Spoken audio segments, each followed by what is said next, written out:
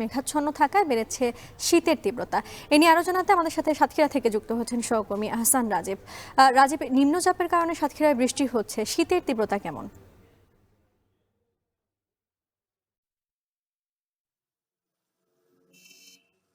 সাতক্ষীরায় গতকাল রাত থেকেই মূলত গুড়ি গুড়ি বৃষ্টি শুরু হয় এবং সকালে কিছুটা মাঝারি বৃষ্টি হলেও আবার কিছু কিছু সময় কিন্তু সেটি বন্ধ ছিল।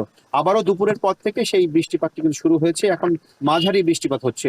আর এর প্রভাবে কিন্তু গতকাল থেকেই কিন্তু ঠান্ডা বেশি অনুভূত হচ্ছে।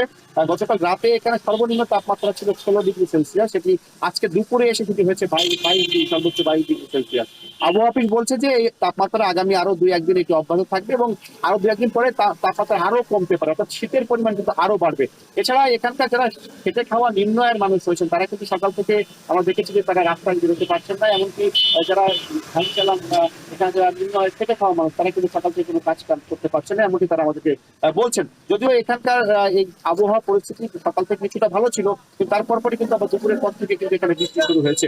এই বৃষ্টির কারণে সাধারণ মানুষ যেমন ভোগান্তিতে বলছে, একই সাথে যে সমস্ত এলাকায় ফসল চাষ হয় সেই শীতকালীন যে ফসলগুলো সেগুলো কিন্তু ক্ষতিগ্রস্ত হতে পারে, এমনটি শঙ্কা করা হচ্ছে। যদিও কিছু বিভাগ থেকে বলা হচ্ছে যে যে সমস্ত এলাকায় ফসল রয়েছে তাদেরকে, যে সমস্ত কৃষকরা রয়েছেন তাদেরকে বলা হয়েছে যে পলিথিন দিয়ে যাতে প্রাথমিকভাবে এটি সংরক্ষণ করা হয় এবং ফসল যাতে ক্ষতি না হয় সেটি তারা লক্ষ্য রাখছেন। যদিও যে সমস্ত এলাকায় পানি জমে যেতে পারে সে সমস্ত এলাকা থেকে পানি ছড়ানোর যাতে ব্যবস্থা রাখা হয় সেটিও কিন্তু বলা হচ্ছে। আবহাওয়া অফিস থেকে বলা হচ্ছে আগামীকাল সন্ধ্যা নাগাদ এই বৃষ্টিপাতের পরিমাণ কিছুটা কমবে, তারপর পরই শীতের পরিমাণও কিন্তু বাড়তে পারে। কারণ এই যে উপকূলীয় এলাকায় যখন আবহাওয়াটি যখন নিম্নচাপে পরিণত হয় তখন বাতাসের পরিমাণ কমে যায়।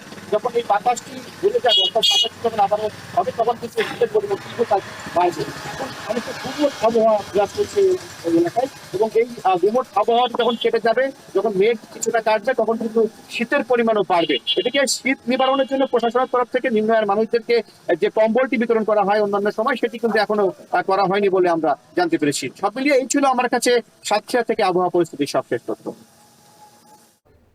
সাতক্ষীরা থেকে যুক্ত ছিলেন আহসান রাজীব। বঙ্গোপসাগরে সৃষ্ট সুস্পষ্ট লঘুচাপটি নিম্নচাপে